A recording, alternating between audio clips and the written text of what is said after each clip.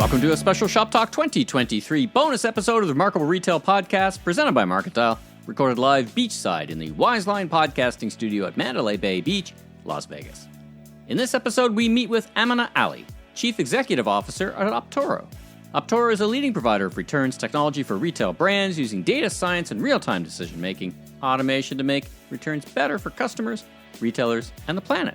We wanted to explore their innovations in and around product returns. Amena is new to the business and the retail industry, so with a fresh perspective, Steve and I were curious about what she and Optoro were up to. Let's listen in now. Well, welcome, Amena, to the Wizeline podcast studio here in our cabana at the fabulous beach at Mandalay Bay, the pool area.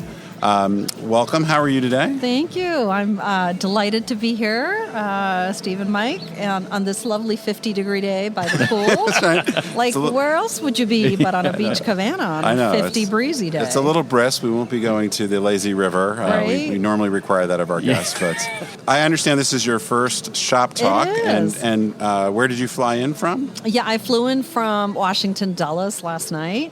Not my first time at the Mandalay Bay, but first Shop Talk, and so far the show is going really well. Very well. We're delighted. That's interesting because we talked to a lot of people who've been here multiple times, so it's interesting to get a first attendee's perspective. So yeah, we have a booth here, and we've had brisk amount of traffic at the booth. Lots and lots of meetings set up beforehand. The receptions before, after. Yeah. It's just I got to tell you. After the pandemic, it's just so great to be seeing people Right, again. right. Yeah. And I know we've been in post-pandemic mode for a little bit, but still, there's nothing like actually meeting people and talking to people face to face. Yeah, no, it's been great. But, well, we sort of jumped in we sort of skipped over the introduction part, so we just love to have our audience understand a little bit about who you are, maybe a bit about your personal and professional journey and the work you do. Love to. Okay, so I am the CEO of Optoro, and we are a returns management platform. So we're going to be talking about the land of returns and kind of how that's impacting retail and e-commerce. I joined the company relatively recently in January of this year, and before that have spent north of 25 years in software, SaaS companies, technology companies of all different shapes and sizes, with the kind of through line being technology and SaaS solutions that really help make a difference, make an impact to our customers, to kind of what matters. Sure. So we know the returns area is quite complex. There are a number of different companies that kind of zoom in on particular parts of the whole ecosystem, or whatever you want to call it. Give us a little sense of what Optoro focuses on, what makes you different, those kinds of things. Absolutely. And I would say that the market is relatively fragmented, as you're saying. And there's a kind of front-end piece and then a back-end piece. Or you can think of it as the returns experience, shopper experience. What does it take to initiate a return, to drop off a return? What is that whole process like? Because that is very involved in e-commerce and the digital experience that the shopper has. Sure. And then what happens from a supply chain standpoint? Where does all that stuff go? Yeah. How is it managed? Inevitably, like for apparel and footwear, for example, a lot of that stuff is returned back to stock. Right. So it goes back and then it goes forward. And so the reality is, there's companies focused on kind of bits and pieces of that returns journey, but the way we're looking at is holistically, end to end, from what happens from when you initiate the return to how does it traverse the entire supply chain, how does it get back into circulation, because ultimately we think there's tons of value in stitching that data between kind of the shopper experience upstream and the downstream, supply chain, warehouse, distribution center, like what happens and how it gets optimized back to its kind of best logical home. Sure. Now, Michael and I have both been in this industry a long time, so in our various roles we have encountered the issue of returns, the cost of returns, both the way it hits the bottom line, but also the way it affects the customer experience. Yeah. It seems like it's getting a lot more attention in the last few years because of the growth of, maybe you have an additional perspective, but the growth of e-commerce by itself. I wrote a piece in Forbes about 5 years ago about the ticking time bomb of returns, just simply because of the growth of e-commerce and the higher rates of returns. But I guess my question is, this problem has been with us for a long time. It's been a big profit drag and point of dissatisfaction for consumers. Why is this such a hard nut to crack or such an intractable problem? Right. I think that's a great question. And I think, two things are really impacting how retailers looking at it. So the pandemic changed a lot of things. As I'm sure you know, e-commerce went through the roof. And as e-commerce rose, so did the returns associated with e-commerce. We were all locked in our houses, apartments, what have you. So we saw returns tripling. So they went from about $70 billion a year to about $200 billion a year now as a result of the pandemic. And that line is holding, right? So that's not going anywhere. Now, to your point about what about the cost of returns, it's like, $20 a return or something huge to manage it. Yeah. So the question is, how do you look at this? Is this a cost center where you're looking at it purely from a cost perspective? Or do you look at the data that says 95% of people, when they're making their online purchasing choices, they're looking at, hey, what's the return policy? Sure. And they're using that to drive it. So we're kind of flipping that script to say, you shouldn't really look at this as a cost center. You should really look at it as, how do you use it to drive lifetime value? How do you drive engagement? Obviously, you want to manage down the costs. And there makes a lot of sense in terms of transportation, consolidation. Amazon has really kind of changed people's expectations of what is considered normal. And people want box-free, package-free, label-free. Drop it on the doorstep, stuff, here you go, take it back. Yeah. I mean, home pickups is something we're going to be launching in the near future here. And that's exactly why. You got all these people coming to your house to drop off stuff. How about you pick up my stuff? Save me the hassle, right? Yeah. So I think that's a different expectation now than when it used to be. But really part of what's intractable is that now it's linked to purchasing, because we found that a lot of times the people who are returning the most are actually the people who are buying the most as well. Yeah. So the question is, how do you grow your revenues while you manage your costs? And I think that's what makes it, a really interesting and important area for retailers. Sure. Just a quick follow-on. To what degree do you think we've created a monster? Because it used to be back in the day, not to get too much into history, but we've talked about this before on the podcast. How when I worked at, for example, Land's End, we made money on postage. We used to charge for shipping. Oh, I remember those days. I remember those days. The good old days. Yeah. And obviously a lot has changed, but as e-commerce grew and so many of these companies made it a selling point of free and fast returns, exchanges, et cetera, that seemed to also just change this bracketing purchasing behavior that customers got into, and just in general maybe not paying as much attention to whether they really wanted the product or not. Right. Do you think those policy changes are important, or is it just kind of this has become the new expectation and we just have to live with it? I think the genie's out of the bottle and there ain't no putting it back. Toothpaste out of the tube, all those kind of things. Getting Pandora's it back in. box, whatever analogy you want. And I mean, look, as a shopper, you can understand, unless you know exactly what product you want and you're only getting that size and that color and that whatever, bracketing is a natural behavior. Yeah. So the question is, how do you actually answer that customer need while you manage your costs? So one of the ways we're looking at it, for example, is to say, what people want is an exchange. I ordered a small, maybe I need a medium. I ordered a medium, maybe I need a large, whatever that might happen to be. And right now that process is, I got to ship it back to you. I got to wait, 3 weeks or so, 4 weeks until that goes back to the warehouse. It's recorded, and then I get the credit back. That's a very long process, and that doesn't feel very, there's no immediate gratification there. Right. And of course, that is our world today. Everything is instant, pronto. Like, you live on your phones, everything happens right away. Nobody's any tolerance for anything, right? And you have to meet the shopper where they are. So one of the things we're doing is we've launched instant exchanges, where we're actually looking at, propensity models and using data and AI to say, I know Steve purchases a lot and he returns a lot. So actually, we at Optoro are going to take the risk that Steve is going to return that blazer to get another blazer, and you can go ahead and get the other blazer right now. Let's get that to you. Yeah.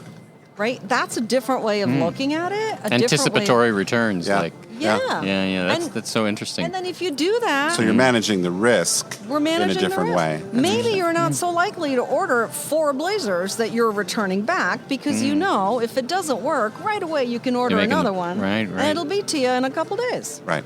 Interesting. So you're here at Shoptalk, as you were saying. It's your first time, and you're back-to-back meetings, meeting a lot with retailers. What are you hearing, like trend-wise? You know, there was that bump up in returns, but you know, all things kind of simmer down here. There, are they up, down, or sideways? Are there any trends that you're picking up in your conversations with retailers? Well, everybody always worries about the peak, right? So this is a very active time for us because now's the time for people to solidify their technology strategies, their supply chain strategies, their returns experience to get ready for the peak. Once you get to September, October, it's game on time. Yeah. So we're really busy talking to lots of retailers. For us, we started the company focused on kind of the mega retailers, the big guys, right? The Targets and the IKEAs and the Best Buys and whatnot. And now we're seeing a lot of action in the mid-market. We're seeing action in retailers that are fast-growing, that have gone from, 10 to 50 to 100 to a couple hundred million. We're seeing a lot of traction in the mid-market because guess what?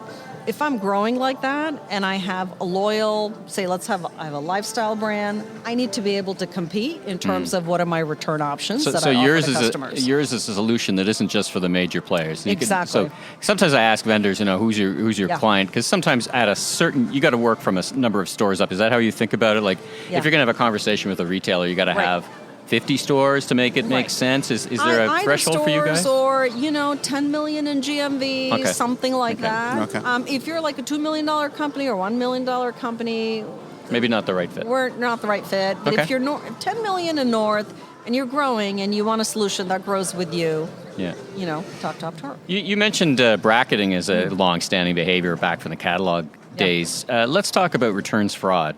Sometimes described as friendly fraud, but it's still fraud. Where people are trying stuff on, and then there's the bad guys, organized retail crime that is stealing things and doing all kinds of returns. Any trends there, or any solutions you offer in your process to help retailers get through that? Absolutely. We've got a couple of strategies for how we help our customers, our retailer partners, manage fraud. One is that instant exchange offering I told you. Guess what? If you're a fraudulent customer, I'm not going to be offering you that option because you're not trustworthy. So there's a lot from a data scoring standpoint to understand basically what products do you offer to what customers. Yeah, how you can spot over-indexing consumers or trends or any of that stuff. Exactly. So, one size doesn't fit all. You got to figure out what's the appropriate risk to take with what kind of customer. If you're a loyal customer who buys a lot, returns a lot, maybe it makes sense to do home pickups and instant exchanges and all of these kinds of things. Whereas if you're not, I'm not really sure that, our customers want to be offering you that. So one is on the front end. You got to be able to look at the data to decide selectively what offering you make to what customer and make sure you're rewarding your best customers with the kind of richest, easiest, most amazing offerings. And spotting the bad actors, or just I worked for a business that was like QVC, and we had some consumers returning 80% of what they bought. So we sent them a nice letter saying, hey, maybe there's something about the way we're communicating with you or something, because you're returning 8 out of 10 things. And, then we got to the hardcore folks going, kind of like a date. This is not working for you. It's not working for me. Right. Maybe we got time to see other people. Maybe you should go shop somewhere else, please. Right. Can we give you a gift card to our competitor retailer? I was just thinking that. It's been tried. Let's talk about kind of in the advice world, since you've got, you're new in the job, but already I can see you're picking it up quick. What are the 3 most important things that you think retailers can do to improve the customer experience? You've been talking a lot about the back end and optimizing that, which is groovy. But what's your advice to them about thinking about it? Numero uno, make it easy on the shopper. If you don't win the consumer, you don't win the game. So what does that mean? People want box-free, label-free drop-offs at multiple locations. Like, who has a printer anymore, right? Does your printer have a toner cartridge? Whatever. Yeah. I mean, it happens all the time. And if the returns are easy, then people will come back to you. Because the reality is, if you don't have easy returns, you're not going to win the sale. And then, how do you actually look at returns and exchanges as two halves of the same coin? So we would advocate instant exchanges so that you actually use it as a purchasing opportunity to upsell the customer. And that could be for a like item, or it could be for a more expensive item. So I think you kind of change the conversation and the engagement to make it easy and make it value add. Number two, you got to have automation and data and AI as to how you're measuring this. Sure. And that includes from the front end into the supply chain. We use a lot of smart disposition logic to figure out, let's say this is an in-demand seasonal item. I might want to make different decisions about how quickly I get that back out. A lot of times, our customers, it takes them within 1 day of when we get it, it's listed for resale. So as it's coming to us, it's already available to another customer. Because you got to do that, especially for high-value seasonal items that, you're going to be stuck marking down if you miss the window of opportunity. Yeah. Which is just, sorry, quick interruption, but having worked at Neiman Marcus, one of the things that a lot of people don't appreciate is the cost of the depreciation of the merchandise. It's not just the handling, the shipping, repackaging, all that kind of stuff. But if something was worth $100 in the market and you take a long time to get it back and suddenly it's worth $50, you've lost a lot of money just in that week, 2, 3 weeks, whatever it might be. Absolutely. I mean, I think the percent of inventory that's marked down is a key metric that we work with our retailers on. So I think that's the second piece of it is, understand the value and get it back in business. And for some of our customers, they're actually changing their inventory decisions because if I know how much is going to be returned and how quickly I can resell it, maybe I don't invest as much capital in inventory to begin with. Right. Oh, that's interesting. And then the third piece of advice I would say is you got to be able to track and learn as you see the data flowing through the system so that you can understand what offers do you make to what customers, what SKUs are really moving. I mean, imagine combining like forward and reverse in the same breath. So to say, if this is a seasonal item, and I know I'm not going to be selling it in the Northeast, but it's in high demand in California, I might make different decisions about which DC I'm sending it to so that it can more quickly get to the customer in California, for example. Makes a ton of sense. Such an interesting, I think that holistic view is something that I don't know that we've heard people talk about so much. So last set of questions, which is a little bit different angle, is because you are new to the role and you haven't been kind of at the center of retail technology so much, I'm just curious, what's that adjustment been like? Any surprises? Fresh eyes on the challenge. Yeah. Or any particular lessons maybe you brought from your past experience that maybe would be surprising to people that work in retail technology? Yeah, I mean, I'll answer both of those questions. So to the first question, what really attracted me to Optoro was to say, look, everybody would feel really good if you can offer a win-win-win solution. Can you come up with a product, a SaaS offering that's an awesome experience for the shopper, it's great for the retailer, and oh, by the way, it's preventing a lot of these returns from ending up in landfills, right? So from a mission standpoint, there's 9.5 billion pounds of waste just popped into landfills. Scary. So the idea of circularity and having an impact is really resonating with customers, and it's not one or the other. That's one of the things that I love about Optoro and this business is that you can actually do things that are good for the retailer, good for the shopper, and good for the planet. Check. Yeah. That's been a wonderful affirmation of why I joined the company and what we're seeing our customers do. The other aspect of things, to your point of what am I bringing from kind of my background, it's really how do you scale a business? And to me, that's all about partnerships. So I've always scaled our business with partnerships, and my God, the ecosystem, the tech stacks, they're fairly complicated, right? It takes a village between transportation and logistics and, what's your order management systems and your WMS and whatnot. So the idea of kind of APIs integrating and scaling that with partnerships, it's been true for me, other companies, and absolutely true here. All right. Well, listen, thanks so much for joining Steve and I in the Wizeline podcasting studio. You're our inaugural interview here, so I hope you enjoyed the experience. Thank you. As we were saying off mic, we were going to order up some Jell-O shots, but I think it all went very well from our perspective. It was really a treat to have you on the mic. Thank you so much. It's been a pleasure talking with you. Thanks so much for having me. I really enjoyed it. If you like what you heard, please follow us on Apple, Spotify, your favorite podcast platform, so you can catch up with all our great interviews, including Judith McKenna, President, International, Walmart. New episodes of Season 6, presented by our friends at MarketDial, will show up each and every Tuesday. And be sure and tell your friends and colleagues in the retail industry all about us. And I'm Steve Dennis, author of the best-selling book, Remarkable Retail: How to Win and Keep Customers in the Age of Disruption. You can learn more about me, my consulting, and keynote speaking at stephenpdennis.com. And I'm Michael LeBlanc, consumer retail growth consultant, keynote speaker, and producer, and host of a series of retail trade podcasts, including this one. You can learn even more about me on LinkedIn, and you can catch up with Steve in person and on stage at Shoptalk Europe in Barcelona, May 9th to 11th. You can catch up with me on the stage at Store Conference in Toronto, May 31st. And you can see both of us at the Lead Innovation Summit in July, live on stage in New York with our friend of the pod, Simeon Siegel from BMO. Until then, safe travels, everyone.